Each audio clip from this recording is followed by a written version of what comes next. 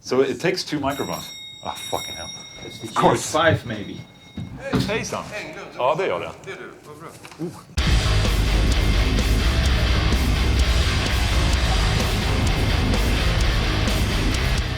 That's a weird way to start the whole interview thing. I just got a package with a new camera in it. So, right. Is it cold? Are you cold? No. Are you cold? Yeah, my nipples are hard, so. This is my window holder, by the way. It's a Boss Katana. Well, what happened to the wah pedal? Oh, the wah pedal is still here. It's holding up my screen. You can see it down there. Guys, I'm very excited to announce this new segment of videos here. I'm not even sure what I'm going to call it. I think it's going to be called OLA Meets Someone. But then again, I know Captain Anderton has a Captain Meets. So we have to come up with something. Anyway, today, and the first interview, he's taking my virginity right now with this. This is Ruud Jolie of Within Temptation. Ruud, welcome to my room. Thank you very much. Great to be here, and I'm super honored that I can be your first victim of this. Great, and it's not that often that I invite people into my little space. What do you think about my room? It's not a Scandinavian thing, is it? To invite people It's just over into your it's the just private oh, fan. Well, we like to invite people, just that I hate people. That's the problem. So I don't really like people. So yeah, this is a new segment where basically OLA Englund, the Swede, would invite and meet other guitar players that are significant and important. And Ruud and I, we met in Belgium. in Belgium. May 2017, I guess. Shit. What is that? 1.5 years ago? Something like that. Or is it 2.5 years ago? We met in Belgium. We had a workshop together at Guitar Candy, and we met, became close friends. Not really close, but we became friends. And now he's touring together with Within Temptation, and they're just playing in Stockholm tonight. And yeah, it's awesome. I know you have a new album coming in December called the Resist. Resist. Resist. And just before this interview, I checked out the latest single, The Reckoning. Correct. And it's heavy as fuck. Yeah. I like it. Thanks. It's great. I'm going to be completely honest. I haven't listened to Within Temptation that much, but my wife has. Oh. So, Okay. so my wife is a much bigger fan, and I've always known about him. I know the hits because you hear them on the radio. They're very. I mean, it's a band that you hear on the radio a lot, which is admirable because then it's very big. It's very big of a band, and I listened to the song Reckoning, and shit, it really blew me away. Actually, it was a good song. It's like one of those songs where you hear it the first time. It's like, oh, it's actually a really good song. Because sometimes for me, it's like I need to listen a couple of times before I decide if it's a good song or not. That's a good song. It's like a good intro riff. It's a good chugging, stomping guitar, good singing, good chorus, and it's like, okay. Cool. And it's fun to play live, actually. We've only done 6 shows so far, 7 shows in the tour. Yeah. And tonight, we played Annexet. Yes, Is that the Annexet, place that's here true. in Stockholm? And it's a cool song to play live. We play 8-string guitars for the first time. Oh, okay, interesting. Which is super uncomfortable. I'm I still agree. struggling with it. I agree. can't, it's so wide, and the very first song of the live show contains a guitar solo which I've managed to play correctly only once. Okay. So that's always a nice challenge. Okay, so let me ask you this. Can't you just downtune a 6-string? We have so many different tunings in the songs. We have like normal, a normal B, 7-string guitar with a low B. Then we have the same tuning, half step down. Okay. And then 6-string guitars we use in the C sharp, so 1.5 step down. And there's one song in open D which I need to use a capo for, and then we have the 8-string guitar because otherwise the guitar tech is just tuning and retuning, or I need to bring 8 guitars on tour, which is okay. So now we're going into the gear section a little bit. I kind of wanted to hold that off a little, but that's awesome. It's a good start, I think. Are we still filming? I think we are, and we have a signal there. Shit, I'm nervous because this is the first time. There's just too many things that needs to work, and then someone's at the door and you have to leave, and it's like, oh, what the hell? Okay, so Ruud, Ola being the sensible interviewer here. Tell me who you are. where did it all started? Like, when did you start playing guitar? Who was your influence? You want me to look in the You can look camera? wherever the fuck you want. You can look in my eyes. I'm gonna look down there at the That's a good spot there on the wireless system. B2 down wireless system. No, okay, so yeah, I'm Ruud Jolie or Ruud Jolie, as or if you want to call me Nigel because you're not able to pronounce the name Ruud, like in England, they're struggling with that. So they say rude? Yeah, Ruud. So you're rude. Apparently, Okay. and then I say, But it's call me it's Ian or Ruud. Nigel. It's So, rude. Ruud. Rude. Yeah. Okay, gotcha. But or Rudy, you know. Exactly. But then I always have the Rudy Huxtable Association. Okay. So I gotcha.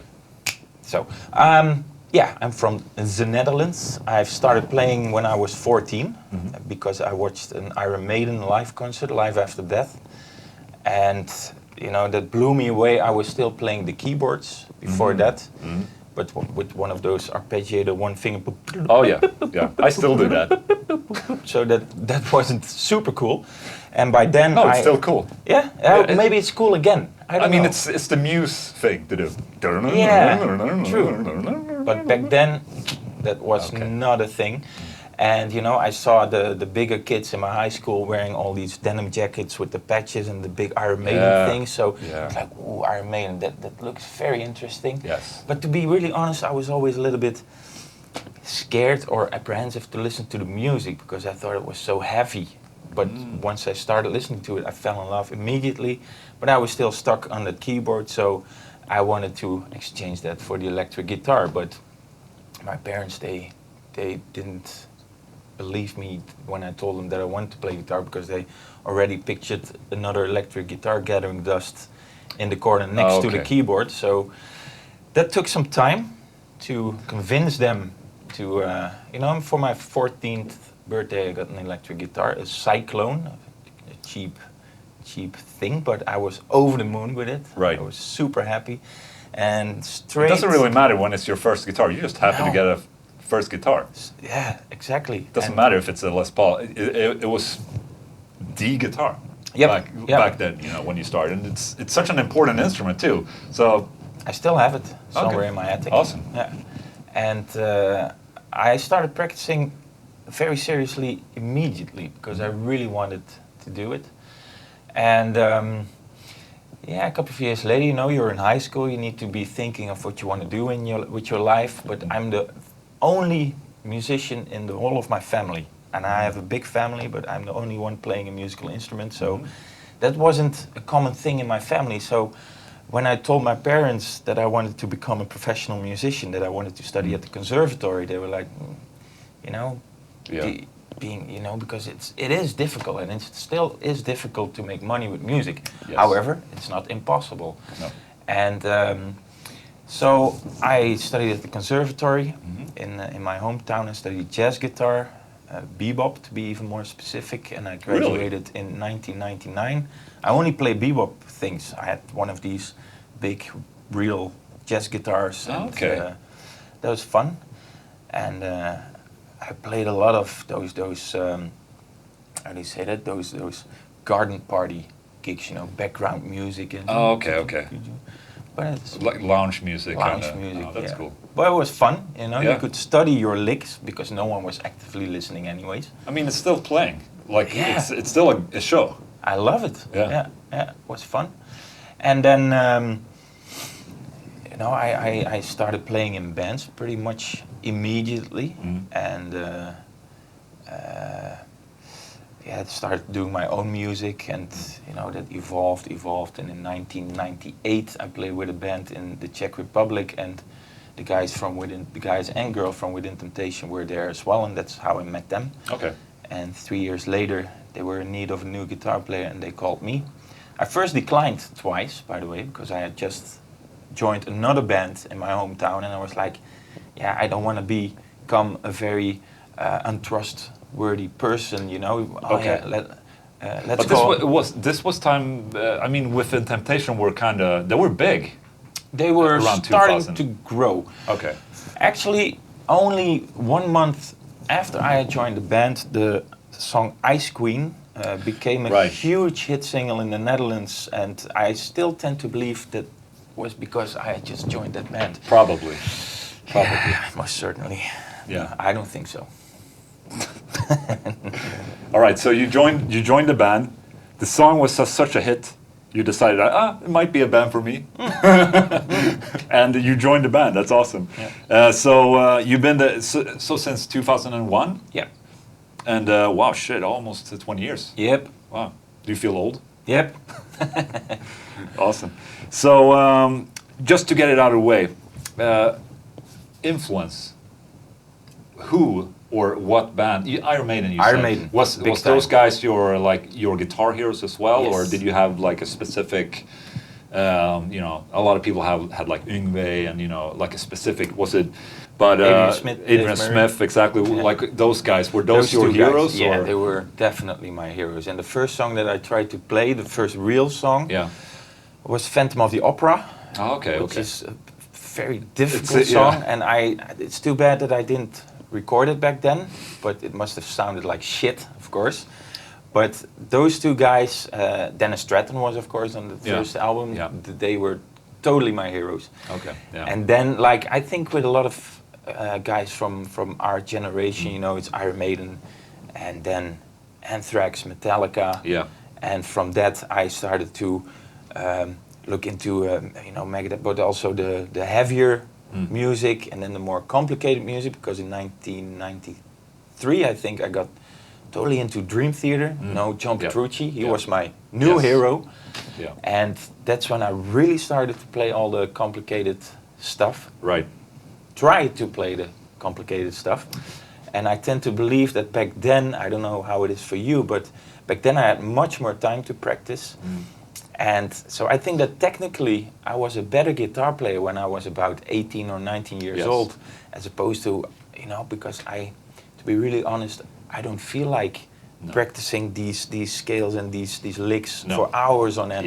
Yeah. It's not fun anymore. It's funny you say that, because it's actually the same kind of, I also listen a lot to Dream Theater. I was huge fan. And that's when I started playing guitar for real, when I started practicing. And just like you, I don't really enjoy, sitting and playing the same, like, technical thing for 1 hour. It becomes boring pretty quick. But because of Dream Theater, I did it. I had the John Petrucci Rock Discipline video. And he was like going through all these chromatic scales, and I was like, that's how you get good, and you practice. And I think that I have a lot to thank for of that time in my life, because I actually did sit down and practice. I would never do that now. No. But back in the day, like you said, you had more time. You were a teenager, you had school, but I guess wasn't interested in girls back then. Exactly, exactly. The guitar, that was the only thing on my horizon. Yeah. And I really loved doing that. Sit down there and 8 hours a day, no problem. Oh shit! Okay, yeah. But but like you said, because I did it back then, I still think that on an off day nowadays, which I have quite often. Yes. It's still kind of my day right there. Okay-ish. Yes. Because I have that leverage thing in the. Exactly. Yeah. That's interesting how it works. Yeah. That's cool. That's it's funny you say that, because I think it's like that for a lot of people. I think Dream Theater actually kind of like spark a lot of, you can be very, because in the 90s there were a lot of riffing and a lot of cool, Dimebag and Pantera and Machine and the whole Head grunge thing. Oh yeah, of the course, grunge thing, which like ruined the Guitar Hero. Exactly. I mean, or like the simplicity came back, and then Dream Theater kind of came like a total opposite in the 90s, and did this happy, super progressive type metal. So I think for a lot of people in our age, that Dream Theater kind of sparked their the technical side of the guitar playing and started playing because of that. So great, that's a great question. Okay, let's talk a little bit about gear, and okay, Ola Englund, the interviewer. I chose this cup for Ruud, by the way, because it's a Star Wars Darth Vader cup. I love Darth Vader. Yes. Okay, so explain right now, what are you using live? Your complete rig, like from top to bottom. Let's start with the guitars. Okay. You have a guitar here. Yes. I took it on a Z-plane. It's a Mayonnaise. Yes. From Poland. Mayonnaise Regis model, 7-string. custom built for me. Super happy with that. It's It has my narcissistic RJ logo. Yeah, but it's okay. It's okay. I do that myself sometimes. Hey, but that's much bigger. It's the same logo. No, it's not. Well, damn it, shit. You know how it is. The bigger the logo, the smaller compensation.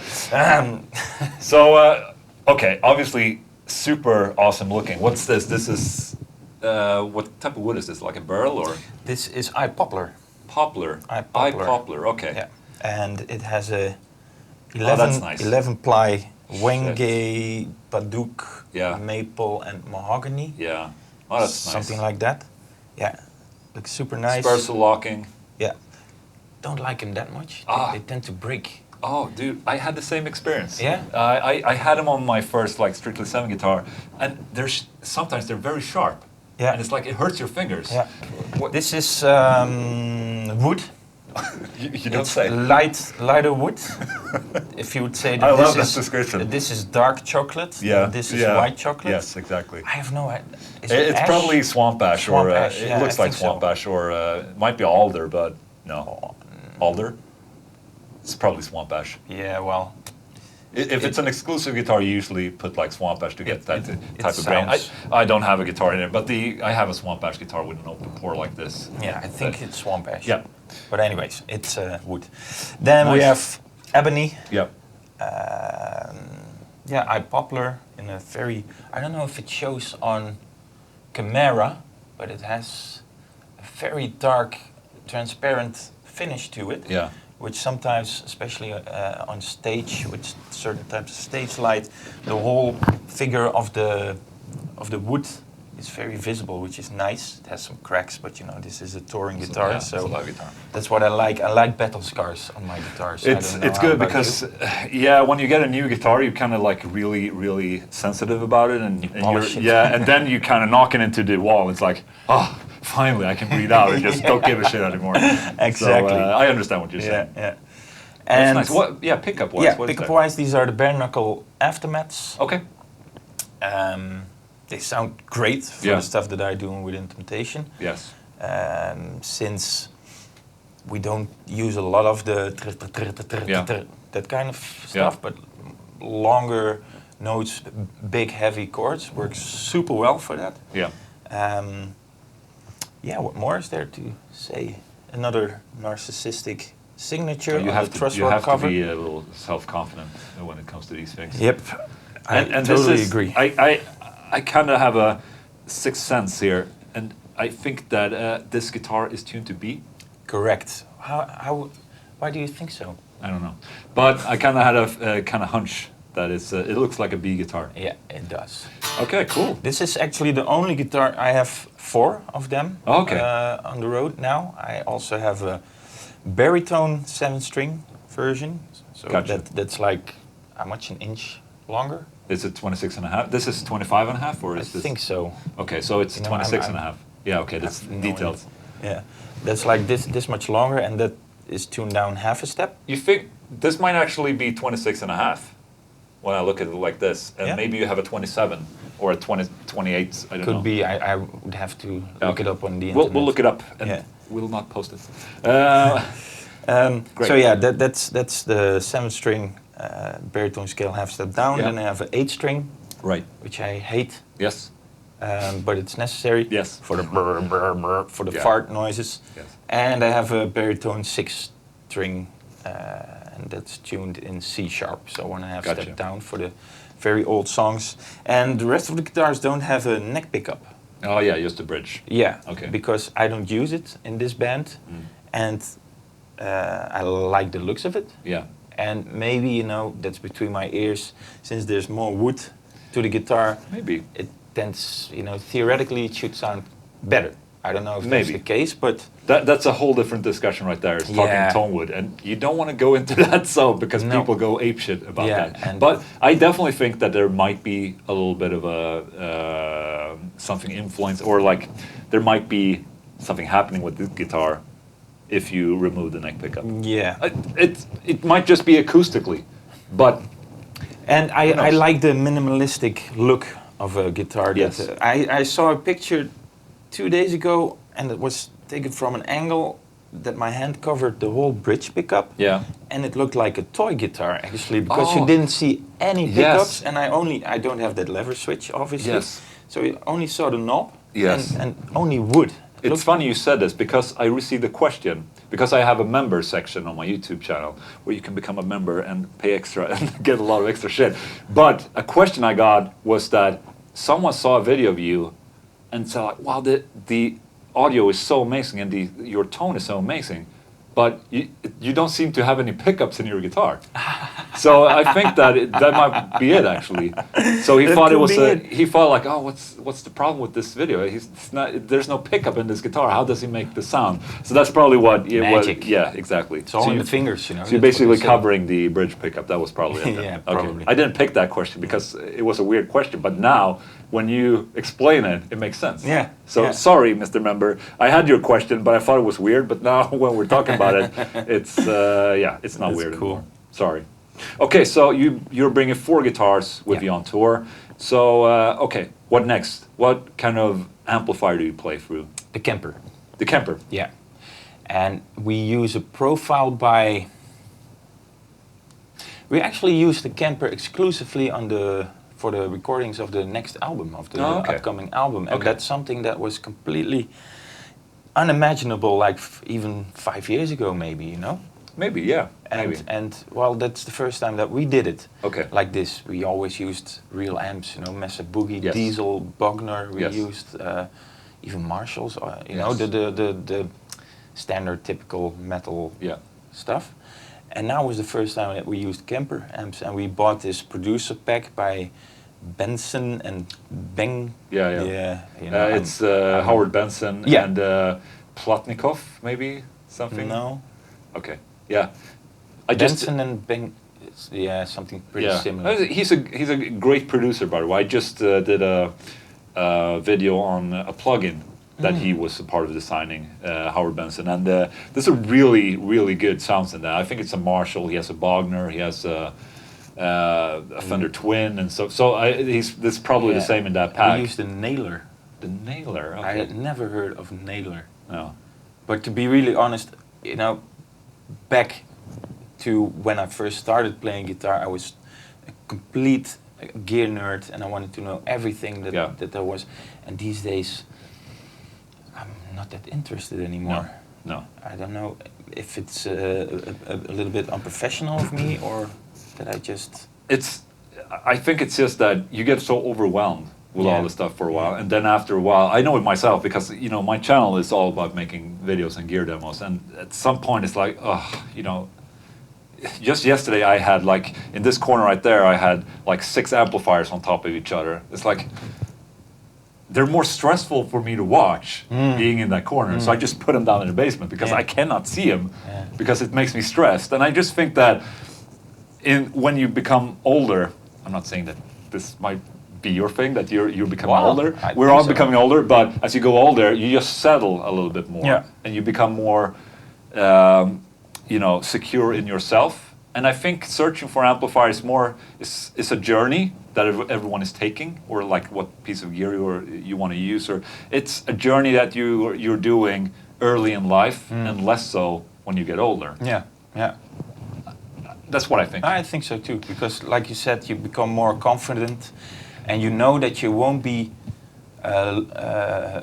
finding the missing piece of your struggle as a guitar player in a new piece of gear. Yeah, you probably recognize that after a while, that it doesn't really matter. Yeah. And in the end, you're like, when you get older, you just look for more convenient stuff. And that's where a thing like the Kemper is just reliable, because it's small, it's convenient, and you have the same sound everywhere. Yeah.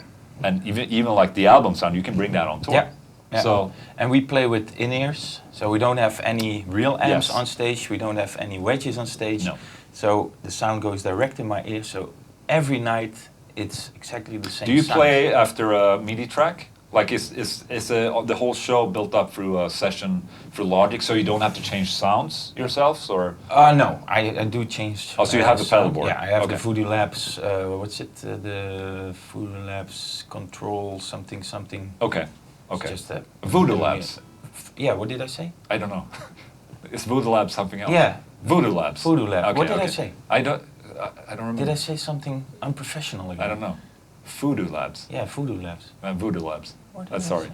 Whatever. Okay, so you're using a floorboard to control your sounds. Okay. Yeah. Yeah. And I have like a main heavy sound with a delay, Yeah. phaser, lead sound, clean sound, and a weird wobbly sound. So it's very, very basic, and that's what I like.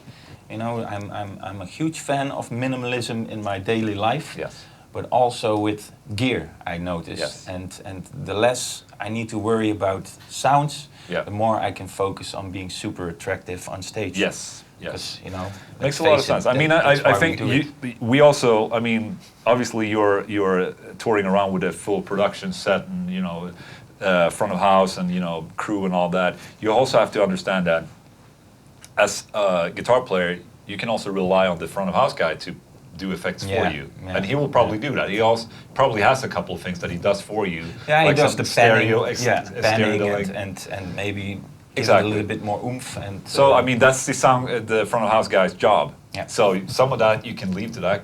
I mean, for instance, in the Haunted, a lot of the clean sounds that I have, all the delays and all that goes through the front of house instead to get that stereo, and he controls, and you know, he can send some of the vocals in there or whatever. So it's a little bit different when playing live. You don't really need as much. So it's nice to hear that you only have those main sounds, because it's what I do as well. Yeah. I only have like four sounds, and that's it. Yeah, it works really well. So you do all the in-ears and all that, and you're not going back to using wedges or? No. Although I also do session stuff. Yeah. Because I love playing with other people. Yeah. I would go insane if I would only have to do the Within Temptation gig, you know. So I love playing with other people, and then it is usually with just amps and wedges and the rock and roll kind of thing. Because to be really honest, I love the Within Temptation stuff. Yeah. But I miss the real rock and roll aspect of the thing. Because you asked me whether or not we play on a MIDI track, but we do play with click tracks because we have backing tracks and a whole video production, so it needs to be in sync. Right. And that tends to take away the spontaneity sometimes. And a couple of days ago we had a show in Nizhny Novgorod. Now I say it correctly. I used to say Nizhny Gorbachev, but that didn't go too well. Not very popular to say, I guess. Or maybe it is. I don't know. I mean, I don't know. But that was a super tiny stage. Yeah. And that was so great. It is. I love it. That's cool. That's nice to hear. I personally prefer small and sweaty stages. Yeah. Because first of all, you get closer to the audience. Yep. And it's a tighter bond between the band and the audience. Absolutely. I mean, playing in front of a lot of people is cool, but I'm not saying it's the really good live feeling is when you when you sweat with these people. When you smell the audience. And they smell it's amazing. Okay, so Kempers aside, what is your favorite amplifier? Like, you know, the amplifier, maybe you have an amplifier at home that it just sits there, and you come home and like, oh, I just want to plug in have a good time, plug into a cabinet or a small combo or a katana or whatever. What is like your, because not all the time you go and play into your computer just to play. You just want to, plug into something and quickly play. What is like your favorite go-to I have amplifier? a super nice Dr. Z amp, the Z-Rack. It's the Brad Paisley signature. Okay. And plug my Telecaster, my Telecaster in, Telecaster? crank it. The only problem with that amp is that it's so fucking loud. Yeah. It's ridiculous. I still need to buy one of those power soaker thingies. But the sound itself with a nice Telecaster or Strat, I can go for hours playing that. Nice. That's super. And again, that amp has 3 knobs. Yeah. And That's it all you sounds great just by plugging in. And that I love that whole less is better. Less is more. Less is Exactly. more. I think that's very. Some amps are good for, the production side of things, getting exactly what you want for an album, for instance. But some amps you want to plug it in, and like, oh, that's exactly how I remembered how it sounded, and it just makes you start playing, and sit and be inspired for hours. Yeah. And that's why I asked that question, because I know a lot of people have those, moments where they, it could be a small katana, they sit in the couch or whatever, or it could be a full-fledged stack. Yeah. Everyone has their, they kind of like go home to amplifier. Yeah. So it's a Dr. C. I never tried one. Yeah. Do they have any high gain? No, involved? they don't. Oh. No, well, I don't know. I don't think so. No, but the problem is that it works with the master volume. So right. the more you crank it, the more distorted it gets. So like a Marshall type of old JMP. Yeah. But it's sounds great. Nice. Sounds super great. And at home I use the XFX a lot. Okay. But that's more for recordings and demoing and. Do you record DI? I do. Yes. Yeah. So you have one signal DI from the XFX and the processed. Okay. And record both. Yeah. Okay. I always do that. Yes. Makes sense. I hardly ever use the DI signal myself, but why not? It doesn't cost any more money, and nowadays it with costs these computers, one extra track per guitar. Oh yeah, that's true. It's very expensive. No, but it's exactly like you said. It doesn't cost anything. You have the feature. Why not do it? Yeah, exactly. So you can reamp later or do whatever. Makes sense. So, regarding your guitar playing, when I hear you play, both through the workshop I saw and through live, I've seen some live videos, and both your solo stuff and Within Temptation, like you come across like the player who doesn't want to show off, but when you do, I hear this like really, it becomes so incredibly clear that you have such a great taste for melody. Okay. Thank you. Where does that come from? Like, why? That's a thank you. That's a super nice compliment. Oh, because that's what I try to achieve. Great. Let's go back in time again when John Petrucci, entered my world. Yes. And from then on, I started to get into all these heavy shred guitar players, and back then, especially that age, faster is better. Yes. A guy like David Gilmour, he wouldn't interest me back then because it's not shreddy. No, because you're not a teenager. Your teenager needs speed, they need challenges, and want to become impressed. Exactly. And I'm not saying that shred guitar players aren't great or don't never interest me, but the older I got, I also started to understand that for me it was more important to hear a certain little composition within a composition.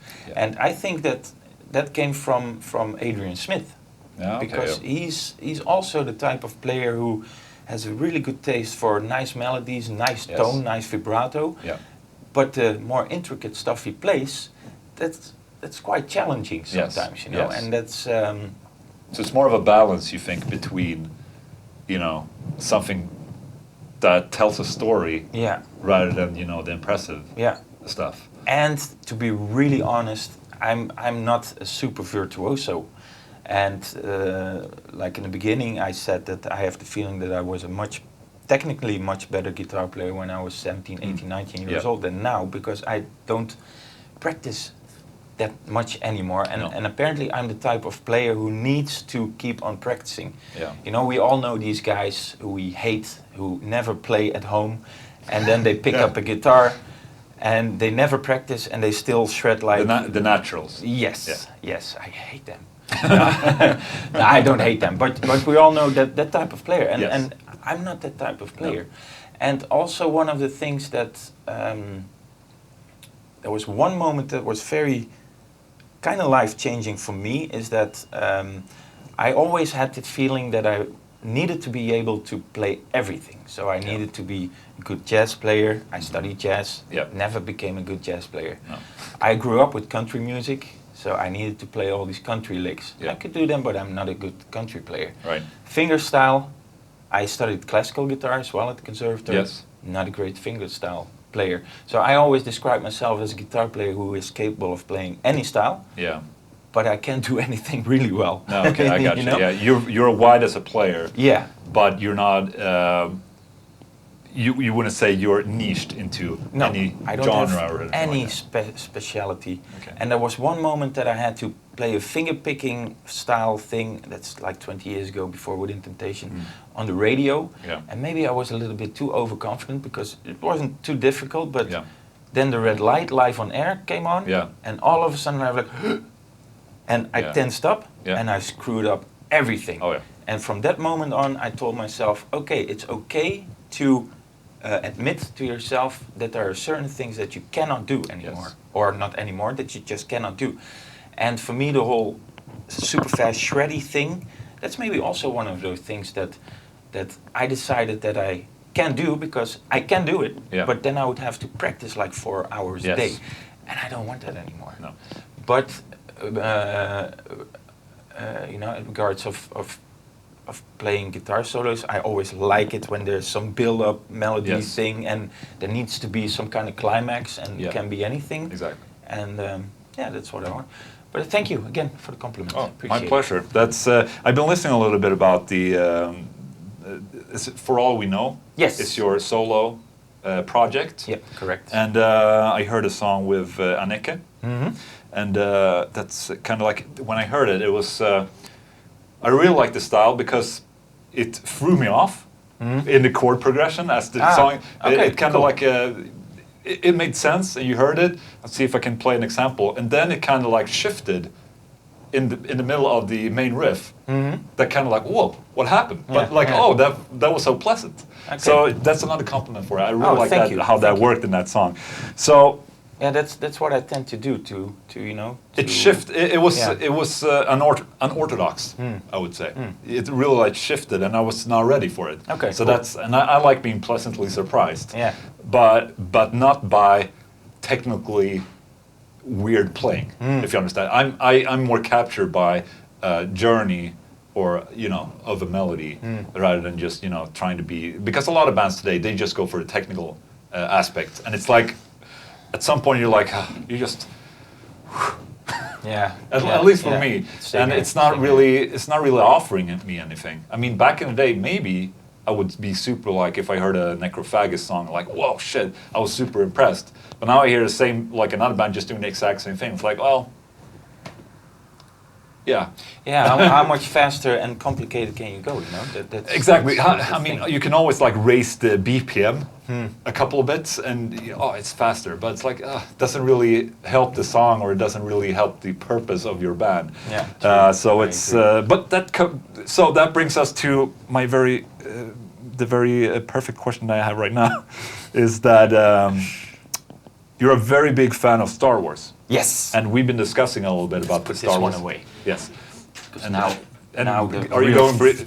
Oh, you didn't bring your suit? No, Okay. no, I thought you were couldn't fit gonna- on the plane. Oh, okay. How do you know So- that I have a suit? I didn't. Oh, you But, didn't? No, but now you kind of spoil that. I have 3. Okay. Okay, so I know you're a massive fan, and I have a bunch of questions that is probably going to determine if we can be friends or not. Ooh. So this is like the moment where this can be totally awkward and just ruin the whole interview. Well, bring it on. Let's find Okay. out. A very simple one that you probably have been asked thousands of times. Which is your favorite movie? Empire Strikes Back. Good talk. Cool. We're friends. Yay. That's my favorite movie too. I Nice. like that. Why do you like it so much? I think it's the darkest. Yes. Of the, well, let's just agree that the original trilogy is the best. Yes. That's maybe also a generation thing. 'Cause Maybe. I think that the younger people who grew up with the prequels, Yeah. they love Jar Jar Binks. Okay. Yeah. Whereas Maybe. But and understand what you're from the original trilogy, Yeah. that's the darkest movie. Yeah. It is. It introduces Boba Fett. Yep. It has the AT-AT walkers. Yeah. It has the Bespin scene. Luke's hand gets Yeah. cut off. Yeah. Spoiler alert: Darth Vader is Luke Skywalker's father. So There's a lot of all twists in those that. things, and it came out in 1980. So I was Yeah. 4 years old. I'm Yeah. 42 now. So Yeah. all these plot twists they didn't enter my brain back No. then. I just saw the nice visuals and the Yes. intense fights and stuff. And you could tell that A New Hope was successful, so Yes. George Lucas had some bigger budget and Yes. he used it, and yeah, that's awesome. And then A New Hope, also great, and then Return of the Jedi, also super. Yeah. And yeah, speaking about the newer generation and Jar Jar Binks, you Yes. know, I didn't have a problem with Ewoks because I No. was 7. Yes. But I can imagine if you were 25, 30, 40 years old back then in Yeah. 1983, that you were like, what? The Empire is getting Yeah. by those furry Yeah. little things. So in that sense, it's all, you know, what your state of mind is or your age is at that moment. I think that it's funny you mentioned the Ewoks because I think it's like a invitation for, you know, people that are like Disney families to get into the series. Because like you said, Empire Strikes Back is a dark movie, not for children at all. No. But they're opening up for that, I think, in Return of the Jedi. Yeah. And obviously in the prequels, it's like all men do themselves. It's like they just go all in family movie, you know. Yeah. So okay, great that we got that Awesome. question. Okay, but there's another question that would be. Oh, there's my wife. Say hello. Hello. Hello. Hey. It's another. It can also determine if we're still friends or not. What did you think about the Han movie? The Solo. Yeah. I liked it. I feel a shift in. Ooh. Just a little. Well, the thing is, I think that also now you get this division of people who like the new Yes. trilogy, and the people who like the spin-offs. Yes. And I'm definitely a spin-off guy because I loved Rogue One, also a dark movie. Everyone dies. Spoiler: everyone dies.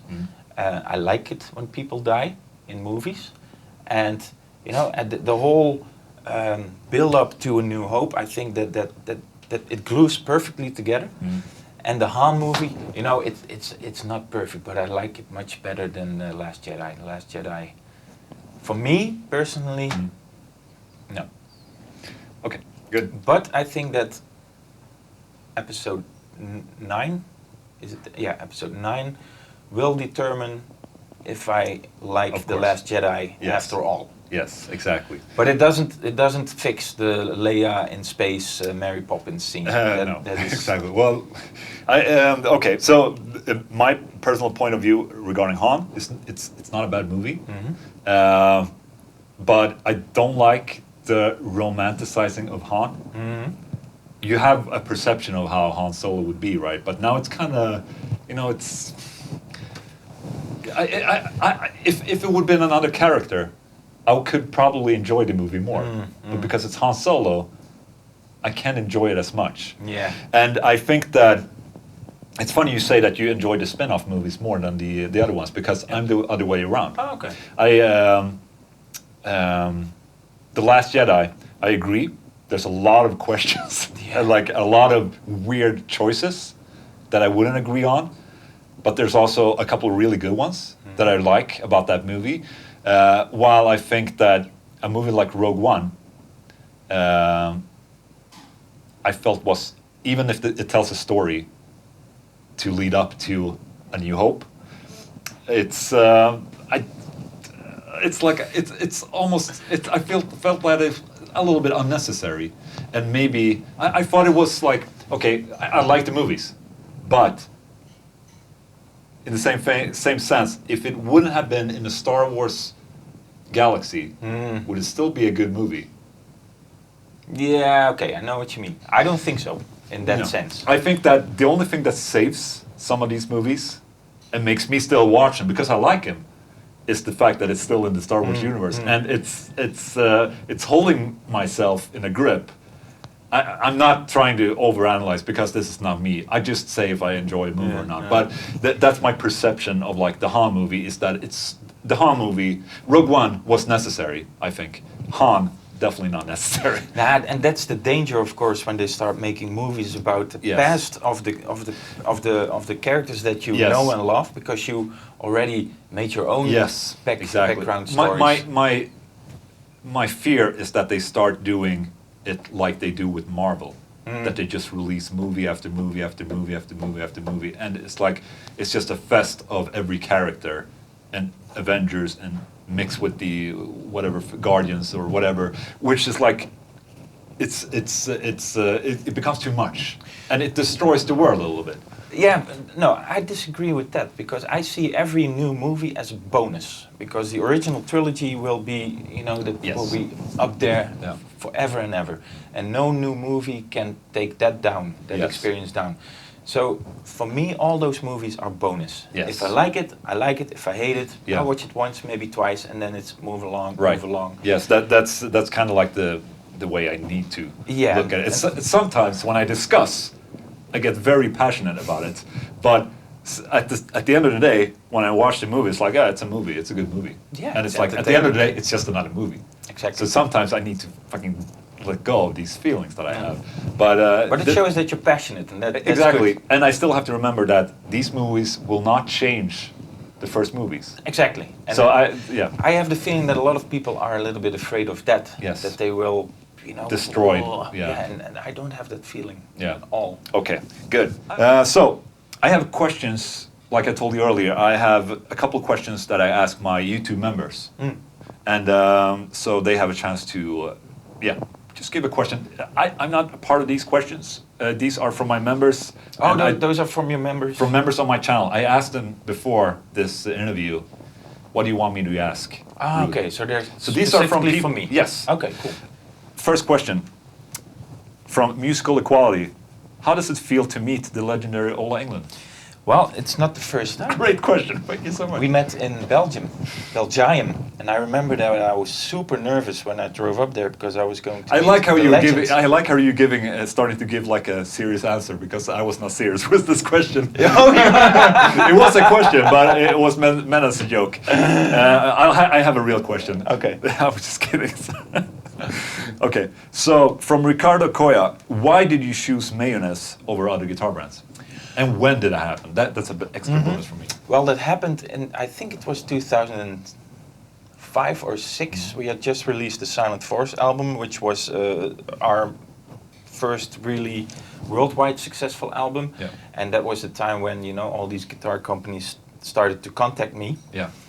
And I had quite some guitars sent over to me to try out. And there was also Mayonnaise from Poland, and I had never heard of them back then. Even though they had been around for 20 years, no, longer. No, they've been around for a while, but they had been around for a long time, and I hadn't heard of them. And they agreed to send me over a CTS model, 7-string. Right. And they offered me a good deal, which wasn't the most important thing because I think it's really important that you feel. Yes. That the guitar is great, and I met them at the Frankfurter Messe, when that was still a thing. Yes. And the people are super nice, and it's a family company, and their mom always hands out vodka and cookies. Vodka and cookies. Yeah, of course. You can buy me over. Yeah. Who cares about the guitars? Yeah. I don't care. Yeah. I don't care. So, and that's when I decided to start playing Mayonnaise, and I still do after 11 years. Yeah. 12 years almost. So. But whenever I remember when I started getting into custom built guitars and stuff like that. Whenever I held a Mayonnaise, I always felt like, wow, shit, this is so premium. Like you see all the details, like it's really like they know their shit. They know what they're doing. Like, and it's like, wow, okay. Some brands, I understand. Sorry, let me rephrase. Some brands, I do not understand why they're 3,000 euros and more. But with Mayonnaise, it's like, whoa, okay. This is a 4,000 euro guitar. I see it, I feel it when I play it, and I understand it. Yeah. So I mean, in that sense, I think Mayonnaise are like on the top of their game. Yeah. Because they're in Europe at least like the top builder, I would say. I think so too. And it's it's you should be happy. It's I'm super. I guess super you are. Happy. I guess I'm you are. Super, and last year I went to their anniversary party, 35th anniversary party in Poland. there was a lot of pivo, a lot of beer going on. Yes, yes. And just to give an example of how passionate they are about their stuff is that I arrived pretty late. They started the party on Friday afternoon, but I arrived at 10:30 in the evening because I flew from the Netherlands. So I missed their factory tour, which they did in the afternoon. Right. And one of the big guys, David, he was like, "Hey, you missed the factory tour," and he was already drinking, having a party, you know, and I was drinking. It was fun. Do you want a tour now? He said, "Yeah, man, go have a party." Yeah. No. And he himself personally showed me around the factory. Nice. That was super great. Nice. Yeah, nice. That's cool. All right. Do you remember the first riff you ever learned on guitar? Yes, that was "Got the Time" by Anthrax. Well, by Joe Jackson. Can you still play it? I guess so. This is a bonus. It just came into my mind. That's it. That's it. Yeah. And that was the first thing you learned. And like I said, I tried Phantom of the Opera. Yes. By Maiden, but I have no idea how to play that. That's cool. Anymore now. Awesome. Yep. Ruud, thank you so much for being here. It's been a pure pleasure. Likewise. Thank you so much. Yeah, that was basically it for this interview. I have no idea how it went. I have no idea how it will fare. If it's going to be interesting or not. I think it's going to be interesting because it's us. And exactly. Yeah, if you want to be a YouTube member, you have a chance to ask questions for my upcoming guests. And you can become a member and be happy about it and pay extra. And but yeah, hope you had a good time watching this. And we have a couple other guys planned already. I think I have a couple more in this week actually that I'm going to interview. So I'm really looking forward to this, and hopefully it will be a segment that will keep on going. Was it okay? I think so. I think the virginity taking went well. I hope it wasn't too painful. No? There's no blood on the floor or anything. Pretty smooth. So, cool. Pretty smooth. Okay, thank you guys. See you next time. Bye. I always suck at these, like, last. Like, see ya. Subscribe. Go. Oh, shit. I remember. Ruud has his own YouTube channel. You should go check it out. He's doing vlogging, and he has a bunch of lessons there. You should definitely go check it out, and I'll link it here. There. It's over here. Okay, thank you. Awesome. Thanks, man. It was fun.